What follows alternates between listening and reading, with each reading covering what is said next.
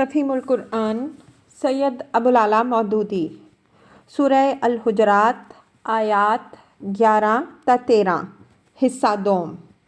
اعوذ باللہ من الشیطان الرجیم بسم اللہ الرحمن الرحیم۔ یا ایہا الناس، لوگوں، انا خلقناکم من ذکر و انثیٰ، ہم نے تم کو ایک مرد اور ایک عورت سے پیدا کیا ہے۔ وَجَعَلْنَاكُمْ شُعُوبًا وَقَبَائِلَ، اور پھر تمہاری قومیں اور برادریاں بنا دیں۔ لِتَعَارَفُوا، تاکہ تم ایک دوسرے کو پہچانو۔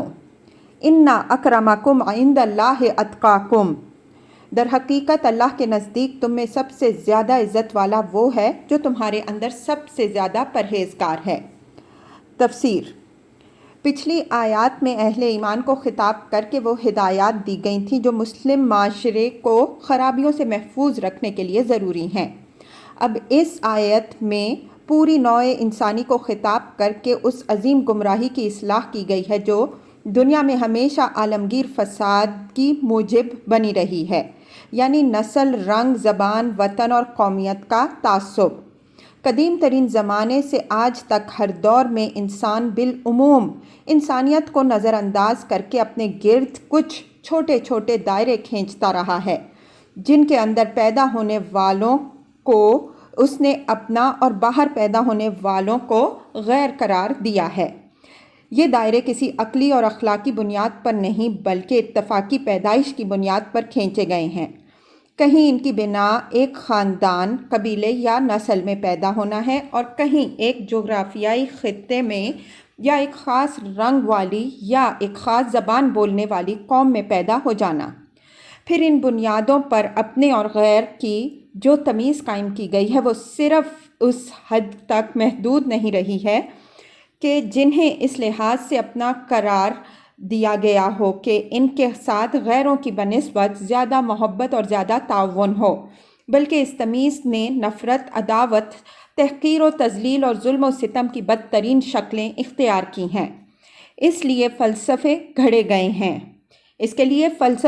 گئے ہیں، مذہب ایجاد کیے گئے ہیں، قوانین بنائے گئے ہیں، اخلاقی اصول وضع کیے گئے ہیں۔ قوموں اور سلطنتوں نے اس کو اپنا مستقل مسلک بنا کر صدیوں اس پر عمل درآمد کیا ہے۔ یہودیوں نے اسی بنا پر بنی اسرائیل کو خدا کی چیدہ مخلوق ٹھہرایا اور اپنے مذہبی احکام تک میں غیر اسرائیلیوں کے حقوق اور مرتبے کو اسرائیلیوں سے فروتر رکھا۔ ہندوؤں کے ہاں ورن آشرم کو اسی تمیز نے جنم دیا جس کی روح سے برہمنوں کی برتری قائم کی گئی ہے۔ اونچی ذات والوں کے مقابلے میں تمام انسان نیچ اور ناپاک ٹھہرائے گئے اور شودروں کو انتہائی ذلت کے گھڑے میں پھینک دیا گیا۔ کالے اور گورے کی تمیز نے افریقہ اور امریکہ میں سیاہ فام لوگوں پر جو ظلم ڈھائے ان کو تاریخ کے صفحات میں تلاش کرنے کی ضرورت نہیں۔ آج اس 20ویں صدی ہی میں ہر انسان اپنی آنکھوں سے انہیں دیکھ سکتا ہے۔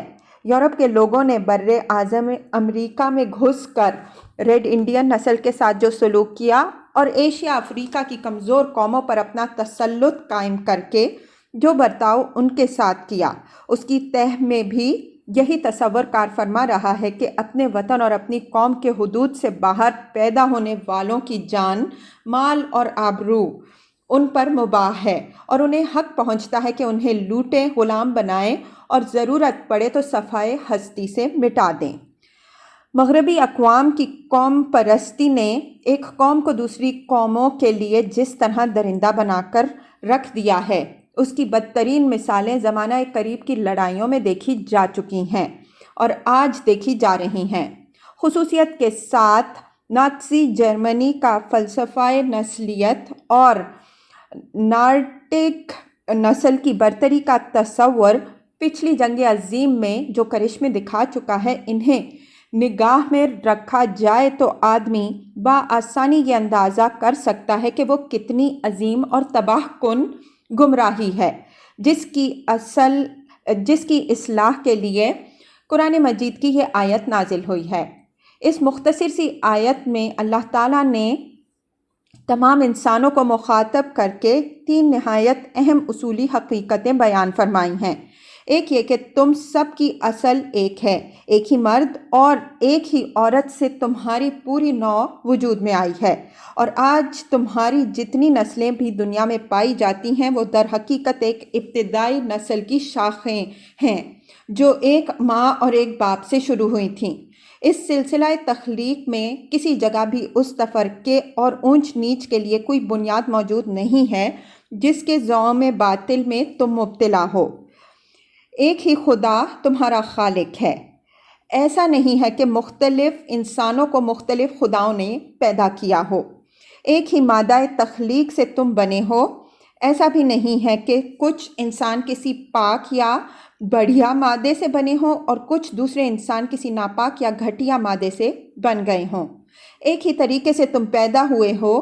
یہ بھی نہیں ہے کہ مختلف انسانوں کے طریقے پیدائش الگ الگ ہوں اور ایک ہی ماں باپ کی تم اولاد ہو۔ یہ بھی نہیں ہوا ہے کہ ابتدائی انسانی جوڑے بہت سے رہے ہوں جن سے دنیا کے مختلف خطوں کی آبادیاں الگ الگ پیدا ہوئی ہوں۔ دوسرے یہ کہ اپنی اصل کے اعتبار سے ایک ہونے کے باوجود تمہارا قوموں اور قبیلوں میں تقسیم ہو جانا ایک فطری امر تھا۔ ظاہر ہے کہ پوری روئے زمین پر سارے انسانوں کا ایک ہی خاندان تو نہیں ہو سکتا تھا۔ نسل بڑھنے کے ساتھ ناگزیر تھا کہ بے شمار خاندان بنے اور پھر خاندانوں اور قبائل اور اقوام وجود میں آئیں۔ اسی طرح زمین کے مختلف خطوں میں آباد ہونے کے بعد رنگ، خد و خال، زبانیں اور طرز بود و ماند بھی لامحالہ مختلف ہو جاتے ہیں، اور ایک خطے کے رہنے والوں کو باہم قریب تر اور دور دراز خطوں کے رہنے والوں کو بعید تر ہی ہونا تھا۔ مگر اس فطری فرق و اختلاف کا تقاضا یہ ہرگز نہ تھا کہ اس کی بنیاد پر اونچ اور نیچ، شریف اور کمین، برتر اور کمتر کے امتیازات قائم کیے جائیں۔ ایک نسل دوسری نسل پر اپنی فضیلت جتائے، ایک رنگ کے لوگ دوسرے رنگ کے لوگوں کو ذلیل و حقیر جانیں، ایک قوم دوسری قوم پر اپنا تفوق جمائے اور انسانی حقوق میں ایک گروہ کو دوسرے گروہ پر ترجیح حاصل ہو۔ خالق نے جس وجہ سے انسانی گروہوں کو اقوام اور قبائل کی شکل میں مرتب کیا تھا وہ صرف یہ تھی کہ ان کے درمیان باہمی تعارف اور تعاون کی فطری صورت یہی تھی۔ اسی طریقے سے ایک خاندان، ایک برادری، ایک قبیلے اور ایک قوم کے لوگ مل کر مشترک معاشرہ بنا سکتے تھے اور زندگی کے معاملات میں ایک دوسرے کے مددگار بن سکتے تھے، مگر یہ محض شیطانی جہالت تھی کہ جس چیز کو اللہ کی بنائی ہوئی فطرت نے تعارف کا ذریعہ بنایا تھا اسے تفاخر اور تنافر کا ذریعہ بنا لیا گیا اور پھر نوبت ظلم و عدوان تک پہنچا دی گئی۔ تیسرے یہ کہ انسان اور انسان کے درمیان فضیلت اور برتری کی بنیاد اگر کوئی ہے اور ہو سکتی ہے تو وہ صرف اخلاقی فضیلت ہے۔ پیدائش کے اعتبار سے تمام انسان یکساں ہیں کیونکہ ان کا پیدا کرنے والا ایک ہے، ان کا مادہ پیدائش اور طریقہ پیدائش ایک ہی ہے اور ان سب کا نسب ایک ہی ماں باپ تک پہنچتا ہے۔ علاوہ بریں کسی شخص کا کسی خاص ملک، قوم یا برادری میں پیدا ہونا ایک اتفاقی امر ہے جس میں اس کے اپنے ارادہ و انتخاب اور اس کی اپنی سعی و کوشش کا کوئی دخل نہیں ہے۔ کوئی معقول وجہ نہیں ہے کہ اس لحاظ سے کسی کو کسی پر فضیلت حاصل ہو۔ اصل چیز جس کی بنا پر ایک شخص کو دوسروں پر فضیلت حاصل ہوتی ہے وہ یہ ہے کہ وہ دوسروں سے بڑھ کر خدا سے ڈرنے والا، برائیوں سے بچنے والا اور نیکی و پاکیزگی کی راہ پر چلنے والا ہو۔ ایسا آدمی خواہ کسی نسل، کسی قوم اور کسی ملک سے تعلق رکھتا ہو، اپنی ذاتی خوبی کی بنا پر قابل قدر ہے، اور جس کا حال اس کے برعکس ہو وہ بہرحال ایک کم تر درجے کا انسان ہے، چاہے وہ کالا ہو یا گورا، مشرق میں پیدا ہوا ہو یا مغرب میں۔ یہی حقائق جو قرآن کی ایک مختصر سی آیت میں بیان کیے گئے ہیں، رسول اللہ صلی اللہ علیہ وآلہ وسلم نے ان کو اپنے مختلف خطبات اور ارشادات میں زیادہ کھول کر بیان کیا گیا۔ فتح مکہ کے موقع پر طواف کعبہ کے بعد آپ صلی اللہ علیہ وآلہ وسلم نے جو تقریر فرمائی اس میں فرمایا، شکر ہے اس خدا کا جس نے تم سے جاہلیت کا عیب اور اس کا تکبر دور کر دیا۔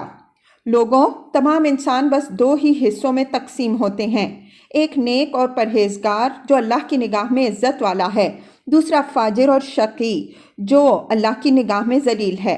ورنہ سارے انسان آدم علیہ السلام کی اولاد ہیں اور اللہ نے آدم علیہ السلام کو مٹی سے پیدا کیا تھا۔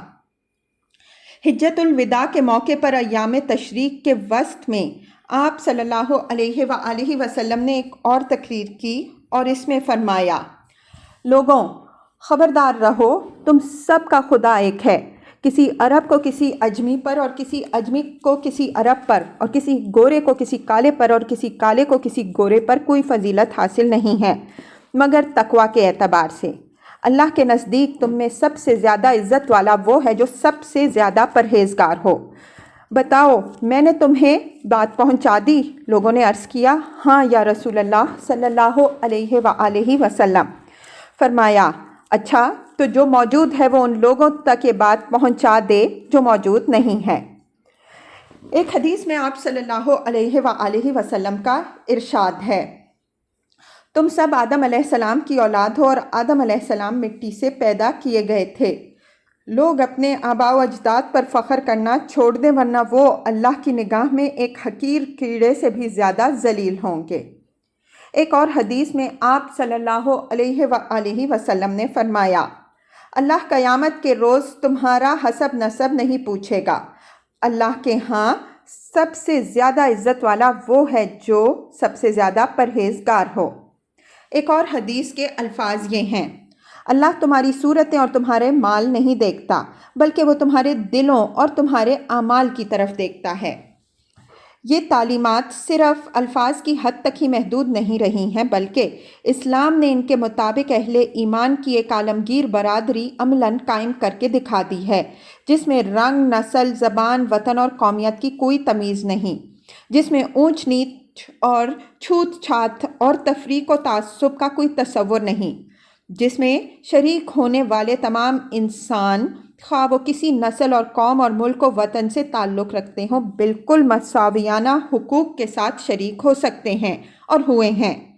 اسلام کے مخالفین تک کو یہ تسلیم کرنا پڑا ہے کہ انسانی مساوات اور وحدت کے اصول کو جس کامیابی کے ساتھ مسلم معاشرے میں عملی شکل دی گئی ہے، اس کی کوئی نظیر دنیا کے کسی دین اور کسی نظام میں نہیں پائی جاتی۔ صرف اسلام ہی وہ دین ہے جس نے روئے زمین کے تمام گوشوں میں پھیلی ہوئی بے شمار نسلوں اور قوموں کو ملا کر ایک امت بنا دیا ہے۔ اس سلسلے میں ایک غلط فہمی کو رفع کر دینا بھی ضروری ہے۔ شادی بیاہ کے معاملے میں اسلامی قانون کفو کو جو اہمیت دیتا ہے، اس کو بعض لوگ اس معنی میں لیتے ہیں کہ کچھ برادریاں شریف اور کچھ کمین ہیں اور ان کے درمیان مناقحت قابل اعتراض ہے، لیکن دراصل یہ ایک غلط خیال ہے۔ اسلامی قانون کی روح سے ہر مسلمان مرد کا ہر مسلمان عورت سے نکاح ہو سکتا ہے، مگر ازدواجی زندگی کی کامیابی کا انحصار اس پر ہے کہ زوجین کے درمیان عادات، خصائل، طرز زندگی، خاندانی روایات اور معاشی و معاشرتی حالات میں زیادہ سے زیادہ مطابقت ہو تاکہ وہ ایک دوسرے کے ساتھ اچھی طرح نبھا کر سکیں۔ یہی کفاءت کا اصل مقصد ہے۔ جہاں مرد اور عورت کے درمیان اس لحاظ سے بہت زیادہ بعد ہو، وہاں عمر بھر کی رفاقت نبھ جانے کی کم توقع ہو سکتی ہے۔ اس لیے اسلامی قانون ایسے جوڑ لگانے کو ناپسند کرتا ہے، نہ اس بنا پر کہ فریقین میں سے ایک شریف اور دوسرا کمین ہے، بلکہ اس بنا پر کہ حالات میں زیادہ بیان فرق و اختلاف ہو تو شادی بیاہ کا تعلق قائم کرنے میں ازدواجی زندگیوں کے ناکام ہو جانے کا زیادہ امکان ہوتا ہے۔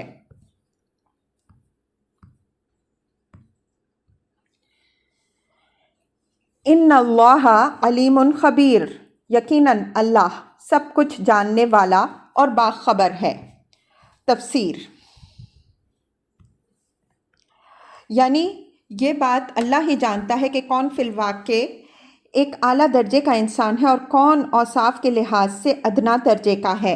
لوگوں نے بطور خود اعلیٰ اور ادنا کے جو معیار بنا رکھے ہیں یہ اللہ کے ہاں چلنے والے نہیں ہیں۔ ہو سکتا ہے کہ جس کو دنیا میں بہت بلند مرتبے کا آدمی سمجھا گیا ہو وہ اللہ کے آخری فیصلے میں کم ترین خلائق قرار پائے، اور ہو سکتا ہے کہ جو یہاں بہت حقیر سمجھا گیا ہو وہ وہاں بڑا اونچا مرتبہ پائے۔ اصل اہمیت دنیا کی عزت و ذلت کی نہیں بلکہ اس ذلت و عزت کی ہے جو خدا کے ہاں کسی کو نصیب ہو۔ اس لیے انسان کو ساری فکر اس امر کی ہونی چاہیے کہ وہ اپنے اندر وہ حقیقی اوصاف پیدا کرے جو اسے اللہ کی نگاہ میں عزت کے لائق بنا سکتے ہوں۔